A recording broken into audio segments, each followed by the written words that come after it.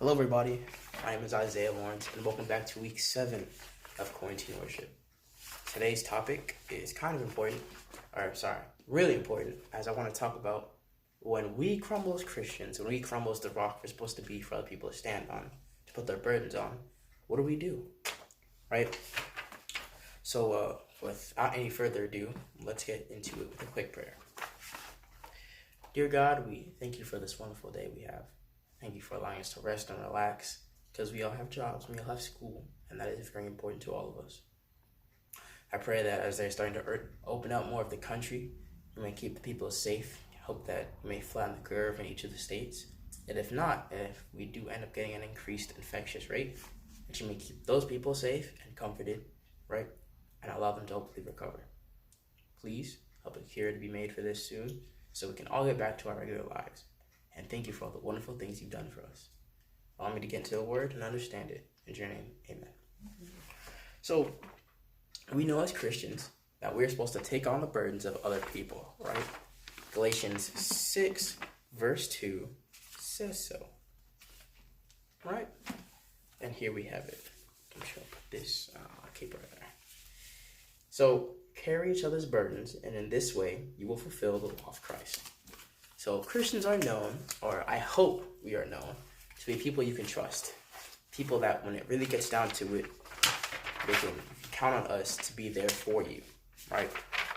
Even if it's not physically, you can be there or over the phone for you if you need somebody to talk to or someone just to be there for you, to comfort you, right? But what happens when we need somebody, when we crumble as the rock that people need us to support them, right? Because we can't support other people if we can't even support ourselves, right? So today I want to talk about a rock in the Bible, Simon Peter, all right? His character development arc, or that's what I call it, his character development, even though it's not a story, it's a true thing, right? It's so intense and it has such a dynamic because how his impulsiveness affects him and his relationship with Jesus. It's just crazy, right? So I want to talk about him today. So his first experience with Jesus, or the one that I feel really set everything off, starts off in Matthew 16, 13 through 18, right? And it's kind of what sets up, because that's where he got his name. That's when you figure out that God was the Messiah, right? So we're going to start now. When Jesus came to the region of Caesarea Philippi, he asked his disciples, "Who do people say the Son of Man is?" They replied, "Some say John the Baptist, others say Elijah, and still others, Jeremiah or one of the prophets. But what about you?" He asked, "Who do you say I am?" Simon Peter answered, "You are the Christ, the Son of the living God."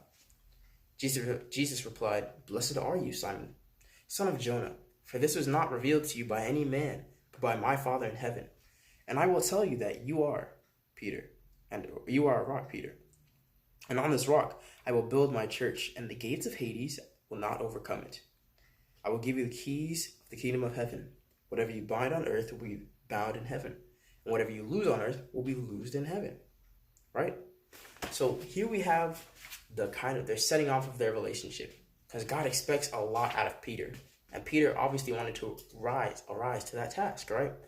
So here we have someone who has never been told that God was the Messiah, and yet he was told by God to tell him this. And it's crazy, because that dynamic was never found with the rest of the disciples. Notice it wasn't recorded, or it wasn't put in this specific chapter of the Bible, that everybody asked. Jesus asked everybody, "Oh, who do you think I am? Who do you say I am?" Right? It was only Simon Peter.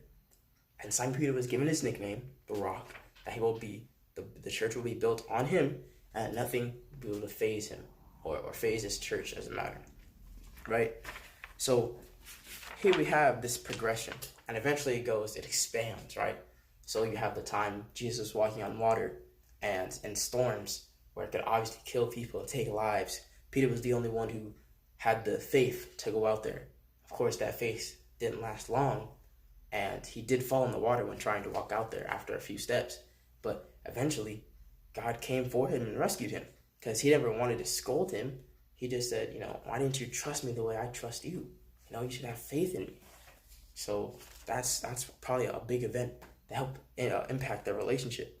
Or when Jesus predicted his death, right? Ooh, right? Peter was so adamant to saying, "Oh, I died for you. Oh, I go to prison for you." Or, you know what? Let's talk about that premonition before Peter's failure, right? And Luke 22:31 through 34. Okay.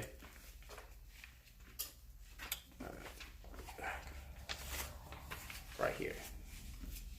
Right? A little premonition, okay? So, Simon, Satan has asked to sift you. And just a quick little reminder, to sift means to break things down until their lowest point. So when you sift wheat, you sift out the whole stalk so that you only get the important parts of what you need, right? So it says that Satan was seeking, literally, not even seeking, was literally asking to sift them, the disciples, and Simon Peter down to their most important parts and use them for his causes, which are obviously not good, right? That's what he wanted to do. And so we continue, but I've prayed for you, Simon, that your faith may not fail, and you have turned back. And when you have turned back, strengthen your brothers. But he replied, Lord, I'm ready to go with you to prison and to death. But Jesus answered, I will tell you, Peter, before the roosters crow today, you will deny 3 times that you know me. So here we have Jesus saying, look, you might fall, and I'm praying that you keep your faith in me so that when you go back, you can strengthen the people around you. Because Peter was obviously a staple in the disciples, right? He's the most talked about in sermons and churches everywhere because he made such an impact because of how rash he was, but also how much he wanted God, right? So here we have Peter being told that he will deny the one man that he would risk his life for, in a sense like that, right? And it's funny because when we have something going through our lives that is pretty good for us, right? When, say if it's a job opportunity, that requires you to work on Saturdays, or a project opportunity that may also require you to violate some part of the relationship you have with God, right? We think, oh, well, if I do this, I can earn money, and I could use that to support God. I could use it to support the church. But out of everything, whether you're a Seventh-day Adventist, whether you're a Christian, even if you're an atheist, it's not about us just going to church. It's the relationship we have with God. And sometimes that new job or that sport or whatever, it might not be the best for your relationship with him, right? So, here we have Jesus telling Peter, yeah, you're going to deny me as much as you want to die for me. And it's funny because Peter could have died, when Jesus was later arrested, betrayed by Judas, right? Peter saw what was going on, and all the other disciples were asleep. But as soon as he heard the soldiers coming, he got up, he got his sword ready, he got the strap ready, he was ready. He went out and cut a soldier's ear off. He literally assaulted a member of possibly the Roman army, someone respected. And you don't just assault police officers nowadays and don't expect to not get punished for it. So Peter could have gone to jail. Peter could have died, for assaulting that soldier. But it didn't happen because God healed him. This dynamic of Peter being rash and acting on pure anger or pure emotion between what Jesus really wanted him to do or, what Jesus would contrast with is crazy, all right? That's why I love his character, his person as a whole, because it shows 2 sides of the same coin almost, right? So here we have, relating us back to today, like I said, sometimes God may give us a message like, look, this thing is not going to work out. We can't have this little 3-way between this, whatever is distracting us, whatever distracting you from me and you and me, right? That is 4 things. Sorry, and me, right? So it's going to be him or the other. And sometimes we may say, yeah, it's not going to work out. And we may choose to accept it, or sometimes we just straight up ignore it. Saying like, I can make this work. You just got to give me time. Okay? But that's not how God works, because time isn't ours, it's his, right? So let's go back into Peter's reaction to this failure, right? Going to Mark 14:66. I'll put this on the floor. 66 through 72. Okay? This is when he fails. When the premonition comes true. Right? Peter disowns Jesus. Okay, so this is after Jesus has been captured, and I'm pretty sure he's in court at this point, being interrogated by the high priest. So, while Peter was below in the courtyard, one of the servant girls of the high priest came by. When she saw Peter warming himself by the fire, she looked closely at him. "You're also with that Nazarene, Jesus," she said, but he denied it. "I don't know or understand what you're talking about," he said, and went out into the entryway. When the servant girl saw him there, she said again to those standing around, This fellow is one of them." Again, he denied it. After a little while, those standing near to him said to Peter, "Surely you're one of them. You're a Galilean." He began to call down curses on himself, and he swore to them, "I don't know this man you're talking about." Immediately, the rooster crowed the second time. Then Peter remembered before the word Jesus had spoken to him. Before the rooster crows twice, he will disown me 3 times, and he broke down and wept. So, obviously, Peter, when he finally realized what happened, he realized that God's premonition came true. And that rock that he was supposed to be crumbled. From that point on, he started really choking, or not really choking, but, going back and forth with his faith, asking himself if it was really worth it for God. Because he had just disowned him, He just, in most situations, if someone who you care for heavily is in a situation that can also affect you, it's either you are riding or you're dying for them, right? So ride or die, right? And most times, people would not like to die. So they don't ride out. They disown the person. If that person is saying a violent situation, they act like they don't know them. You know what I'm saying? And Peter just done that thing to the Son of God, the Messiah, the one sent to save everybody. He just disowned his own friend, someone he literally cut off an ear for. Kind of violent if you ask me, but hey, Peter realized this and broke down. He broke the vow that he had to be with God through prison and through death. But it never happened. He never went to prison and he never died for God at that exact moment. That exact moment, right? So sometimes in life, when what happens to us, finally happens, when we finally break down in failure, when we crumble as rocks, because we're supposed to be rocks for Jesus, There's an old show called God Rocks. And always talk about how we had to be strong. We had to be strong and courageous for him. But when that moment finally comes and we break down, some people take that failure to heart. They start struggling with it. But I need you to realize, and some people may not like this, but God allows certain failures to come to pass so that we go through our little own character development, right? I'm a really big nerd, I read a lot of comics, I watch a lot of anime and stuff like that. And the characters change constantly, when big events, major turning points in their lives really change who they are in that instant, it could change their morals, it could change their powers, it could do whatever, okay? All right? And that's what happens to us sometimes. When we go through those failures, we change indefinitely. But we have to realize that God allowed this negative impact to build us up, because life won't always be easy. Life is not easy now, okay? Trust me. This whole corona thing, people being stuck inside with their families all the time, true words may come to fruition that nobody ever thought coming. Nobody ever saw coming. And it's crazy, right? But here we have God allowing this for us so that he can make us stronger, right? And I understand that some people may not like that idea of God allowing bad things to happen to us. And I know I'm not comfortable with it entirely, but you have to trust God, because how else are you going to get through it, right? If you don't trust him, not only are you going through a bad time, but you're also struggling to find someone you can find comfort in, because not everybody can understand your situation. Some people are just not good at that. And it's not their fault. It's just who they are, who they were built up as a person. But some people just aren't good for comforting, right? So let's go to John 21:15, right? This is after Jesus has been resurrected, and, John, right? And so here, Jesus has performed a miracle for them, telling them to cast their fish out on the other side of the boat they were on, and they caught boatloads of fish. Okay, they were overstocked. And this is the third time Jesus has shown himself to his disciples. Coincidence? I think not. Anyway, but here we have Jesus talking to Peter off on the side, off on the shoreline, right?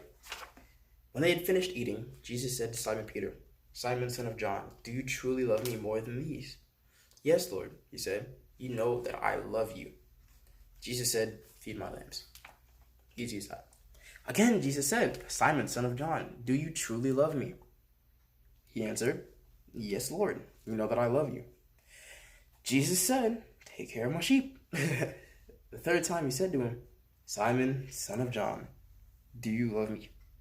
Peter was hurt because he finally realized the irony of him asking him 3 times. He denied him 3 times. And it hurt. It struck a chord within him, He had to, it's not that God had to make sure, but he had to allow Peter to understand what was going on and that he made sure that he loved him. Because, yeah, sure, you can say you love Jesus all you want, but saying it doesn't mean anything if you're not willing to act upon it. And that's what he made sure Peter was going to do, that he acted on his love and that he acknowledged it for himself, even if it hurt a little bit, right? "Do you love me?" He said. "Lord, you know all these things. You know that I love you." Jesus said, "Feed my sheep." All right? And that's it. That's it. Peter had gone through all these experiences to build him up as a person, right? And you see him much later if you read your Bible, if you read his letters, there's stories about him, or you just look it up on the internet, like sometimes I do, because I don't always know where to look. You see Simon Peter grow, and this growth affects how he preaches to other people, how he handles the church that he was entrusted to, because he was the rock the church would be on, right? Right. So here we have his development has positively affected other people for times to come, other disciples, other believers when they were being persecuted when they were in the time of persecution, right? Right after Jesus had gone up, right back to heaven, right back with his heavenly Father, right? Understand, it won't be easy, okay? I say this almost every sermon, but going through bad times will never be easy, okay? You will be at the lowest of the low, okay? Trust me, I have felt what it feels like to be lowest of the low. My mom has felt what it felt like to be at the lowest of the low. My dad has done the exact same thing, and you will too, a multitude of your lives, okay? But that is okay, because you have to trust God to get through that situation. Trust in his plan that you will eventually be able to use those terrible, terrible experiences to go through with your life. Okay? Trust me. I had so many experiences I could tell you, and they have made me a better person. And you guys were like, you would think about it, it's like, whoa, Isaiah, I never thought you'd do that kind of thing. And they're like, hey, I'm human too, bro. I may be preaching to you, but I can't act like I'm better than you. Okay? I have made so many mistakes, and I'm only 17 years old, okay? There's so many other things that I will eventually fail at, that I will eventually give into, you know what I'm saying? But I can't let that get me down enough, or I can't come back up from it. So you have to keep going with your lives, right? God knows we may not always be the strongest one in our situation, but we don't always have to be strong. We have a God who made the entire universe, okay? All that Big Bang stuff, I don't really agree with it all. Because how does that come? How does something come from nothing? And the intelligence, when he made Adam and Eve, how complicated, I take AP Bio, right? And it got me interested in the human system, just a little bit. I don't want to take it out of me, but it's just a little bit, right? And it's so complicated, man. Genes, how we cross over, how there's an individual of us having an individual soul. It's so complicated. It's crazy, And sometimes I'll be thinking to myself, I'm like, whoa, there's some big brain stuff right here, man. Some big brain stuff right here. But that's all God's doing. So we have someone who can help us, okay? John 1:9, I have it right here on my sheet of paper, says, "Have I not commanded you, be strong and be courageous. Do not be frightened and do not be dismayed, for the Lord your God is with you wherever you go. Then it will be all right." You have someone who's built the entire universe and holds it in his hand. He could end us all if we wanted to. He can make another Earth if he wanted to. Hey, new Milky Way. Okay, I'm not talking about the chocolates. No, but God is so strong and so has such a presence that we don't always have to be strong. Sometimes we just have to rely on him, because that's all we can do. Because when you crumble as a rock, you can't support other people if you're broken on the inside, okay? It's not how these things work. You have to recover. You have to take that time to talk to him and find yourself again. Find your root, like trees, and find yourself again. All right? So as we close out today, just remember, it's okay that you fail, that you do things you will heavily regret later in life, or even right now, okay? But God will always be there, and you have to acknowledge that it's part of his plan for you to have your own little character development arc and to grow as a person, all right? Right. So, as I end out today, I want to pray that if we're all going through, a bad time right now, if we're all failing, that we can succeed and do what we have to do, and that our relationship with God will grow, and we can also grow as people to tell others about him, to do his work when he needs us to do it. So let's get started. Dear God, we thank you for this wonderful day. Thank you for constantly being with us. Thanks for the constant reminder of your power. It's crazy the things you can do with just a snap of your fingers. And yet here we are. Here you are, loving us. And it's crazy. And we appreciate you for that. Right? I just want to say I hope you forgive us of our sins. I hope you comfort people that need comforting. People who are going through the coronavirus. People who are experiencing their deaths by family firsthand, that you may comfort them. But also let them know it's a part of your plan. And it can influence them to become better people in you, and help other people become better people through you as well. Thank you for everything you've done for us. And I'll stop a wonderful day. In your name, amen. Bye, everybody.